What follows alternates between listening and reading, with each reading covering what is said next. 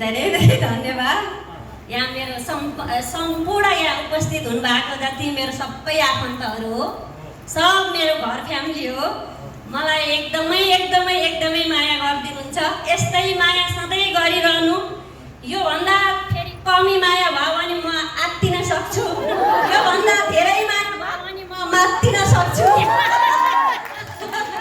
अनि उहाँलाई त म अब के भनौँ, ह्याप्पी बर्थडे। अब उहाँ जन्मदिन, उहाँकै जन्मदिनको दिन अब बिहा हुन्छ भन्ने त थाहा थिएन, संयोगवश कसरी अब त्यही हुन गयो। त्यही हुन गयो। अब बर्थडेकै दिन बिहा भयो, त्यो पनि एकदम हामी भाग्यमानी। उहाँले अझै 50 वर्ष मसित झेल्ने भन्नुभएको छ, तर मलाई ज्योतिषीले 103 वर्ष भनेको छ।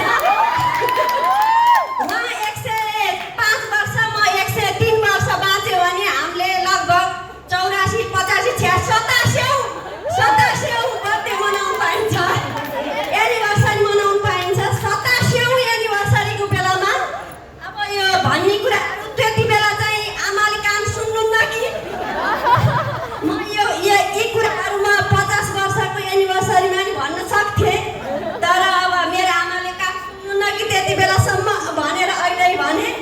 सर्वप्रथम त मलाई पाइदिनु भयो, त्यसको लागि मेरो आमालाई धेरै धेरै धन्यवाद। अनि उहाँलाई जन्माउने आमा बुवालाई पनि एकदम धेरै सम्झिन्छु। अनि मेरो आमा जस्तो अब मेरो आमा जस्तो छोरी, मेरो आमा जस्तो म आमा बन्न सक्छु कि सक्दिनँ, त्यति मेरो आमा त्यति गर्व लाग्छ मलाई मेरो आमाप्रति। अहिले म जहाँ छु जे छु सबै मलाई 17 वर्ष 15 वर्ष मेरो आमाले हुर्क्याउनु भयो, त्यसपछि सबै उहाँको जिम्मा छ। सबै म पहिला एउटा काँचो माटो थिएँ, त्यसलाई पुरै उहाँले गर्दा होइन यसो गल्पो उसो भन्नु। म अब एउटा भक्तपुर इट्टा भन्दा पनि बलियो, तर इट्टा जस्तो भइसकेको छु। कसैले डम्बो ल्याउन खोजे, कसैले अब उहाँलाई मैले अब साथ अब त म 87 वर्ष हुँदा जेल त उहाँले अब मलाई छोड्नुहुन्न। अब यही छुची कल्पुलाई झेल्नु रहेछ भाग्यमा। अनि अब सबैलाई यस्तो धेरै धेरै धन्यवाद भन्दा भन्दै आमालाई भने, छोरीलाई, मेरो छोरी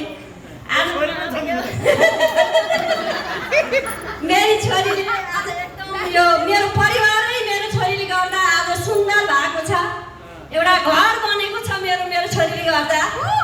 यो सबै यसलाई धन्यवाद। अब अरू त सबै मेरो आफन्तहरू हो भनिसक्यो,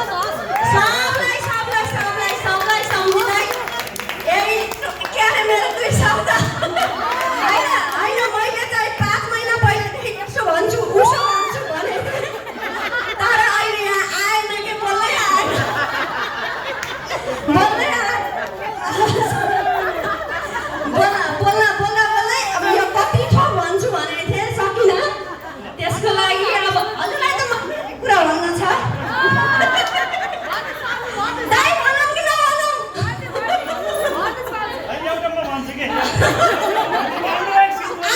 आज बल्लीपालो कल्पना बङ्गेनीको हजुर ल। अब यही भन्दै अब उहाँलाई चाहिँ एकदम धेरै धेरै धन्यवाद। यसरी नै माया गरिरहनु भन्दै 2 शब्द यही टुङ्ग्याउँछु। हस्त नमस्कार, धन्यवाद छ र एकछिन गल्पु